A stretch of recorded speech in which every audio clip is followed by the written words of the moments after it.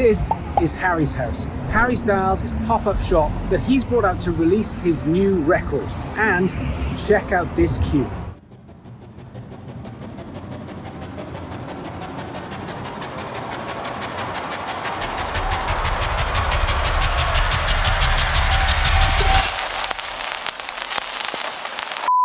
Now, I've been walking past that queue every day for the last 7 days, and I can tell you it has been a lot longer. In fact, there has been up to 2,000 people in the queue at one time. That is crazy. Throughout the day on a 12-hour day. And this comes off the back of Harry Styles' 2021 tour, where he grossed $87 million performing in over 30 countries. So with Spotify paying a devastatingly low streaming amount, how is it that musicians now get rich? And more importantly, what can we learn from these hugely successful rich artists that we can bring in to our own strategy? So let's start with the reason why Harry Styles started the pop-up shop Harry's House: merchandise. Now, did you know in 2018, Chance the Rapper sold $6 million worth of hats? That's right, he started his own branding company, but instead of making this a huge shop with loads of merch, what he did is he concentrated on one key fashion accessory, a hat with a 3 on it. And he made sure that that was fashion, that was culture, that was cool. And because of that, he sold so many hats that he sold $6 million in 1 year alone. Nowadays, merch isn't just a shop. It isn't just printing out some Fruit of the Loom t-shirts and whacking your logo on it. Now, it's about brand, and it's become a multi-billion-dollar industry. Next, online concerts. And back when we were all stuck in lockdown, BTS took full advantage of the online lockdown craze of selling online tickets. And they sold 2.5 million of them for people to watch not only online, but even in movie theaters and in cinemas. And because of this, they had a massive land grab and sold $90 million for 3 days. This is where we start to see technology catching up with tradition. And because of that, they must have thought it was Christmas. And speaking of Christmas, there's definitely a lot of money to be made when it comes to a really good Christmas song. Now, last Christmas, no pun intended, the band Slade, who released Merry Christmas Everybody many years ago, made $840,000 just last year. And this is recurring revenue.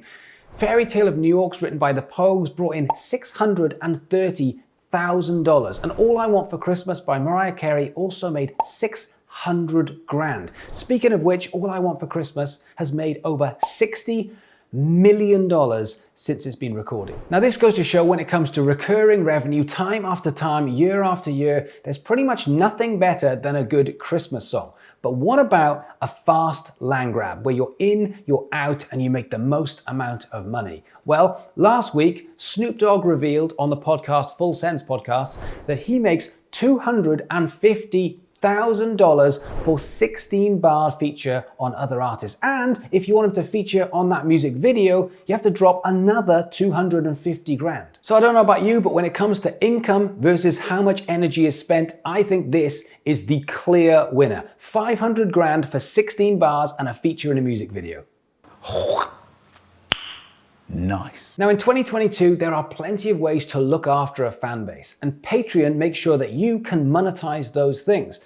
And nobody is better and at the top of the tree more than Amanda Palmer. Amanda Palmer has 12,000 patrons, all paying between $1 and $250 per thing, which is pretty much per month. That is recurring guaranteed income over a period of time. Now, this includes exclusive content, early access, guest lists, and even free merch. And if we say the average is maybe $5 per person per month, you'd still be looking at $60,000 per month, getting close to $1 million. And let's face it, it's probably more than an average of $5.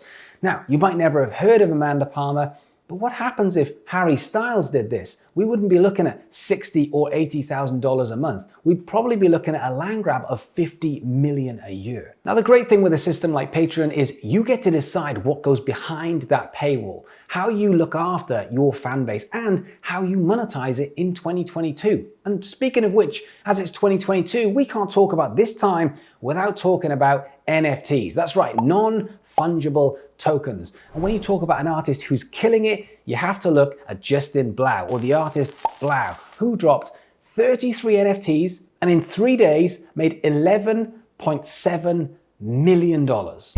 Guys, quick interruption. You're clearly releasing music and serious about getting results. So have you checked out DK Music Business Academy? It's got over 50 hours worth of courses, including the Roadmap to 1 Million Streams course. What have you got to lose? 7-day free trial, links in the description.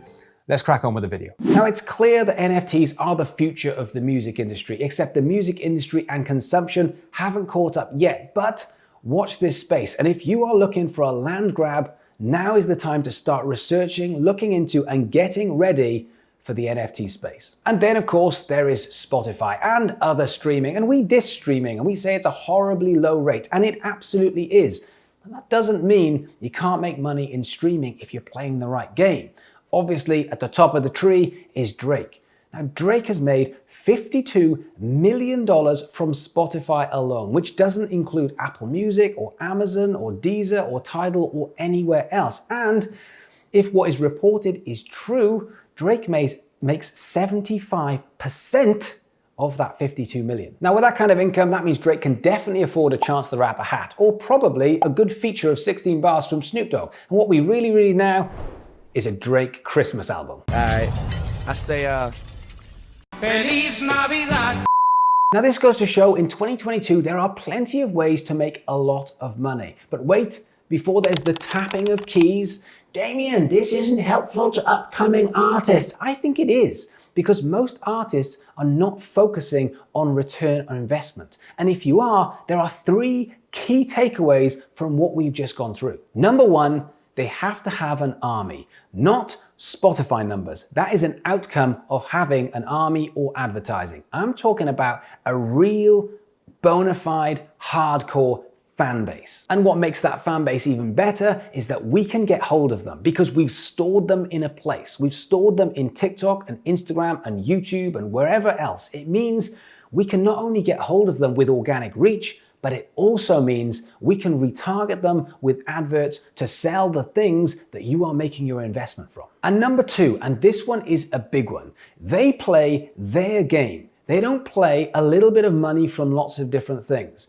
They are laser focused on the one thing that they know that they can make money from. Chance the Rapper says, yeah, I might go and do touring. Yeah, I probably will get some streaming money. But the money for me is in my fashion brand, and the fashion brand is hats. And that's what I'm going to go all in on. And because he does that and everything points towards that, he is making a lot of money from hats. The same goes for Amanda Palmer and Patreon. She knows that she's going to go on tour and do other things, but this is her land grab. This is what she's focusing on. And the same goes for NFTs. The same goes for tickets. The same goes for streaming or even syncs. It's about playing that game and being laser focused on what you are doing in order to make that return on investment. And a very good example of playing the game when it comes to streaming is the fact that the top 10 artists on Spotify all have over 200 songs other than one. So that goes to show that they're playing the game. They're saying, I need a library, the same way as a record label needs a library. And if I do that and it's feeding each other, then I can actually make a good return on investment via streaming. And lastly, and most importantly, they are going where the money is. They are looking at the treasure map where it says X marks the spot, and they're saying, that's where the gold is, that's where we're going. Which means they are going where the gold is, not just for themselves, but for their audience. Does your audience want you to go on tour? Does your audience want you to sell hats? Does your audience want you to put out so much music that they can stream all of it? Rather than saying we're going to do a bit of everything, you're going to say, where's the money? And more importantly, we are going to go to the money. The X marks the spot. There is a lot of money to be made for artists, creators, and musicians if they build their army, they build their product, and then they go to the place where the money is.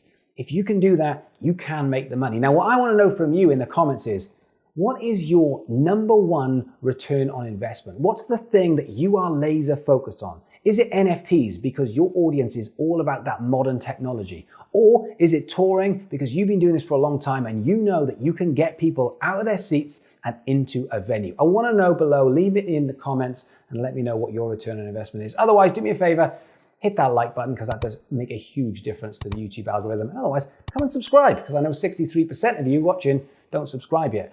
Otherwise, thank you so much for watching. Good luck. Let's go make some money. I'll see you soon.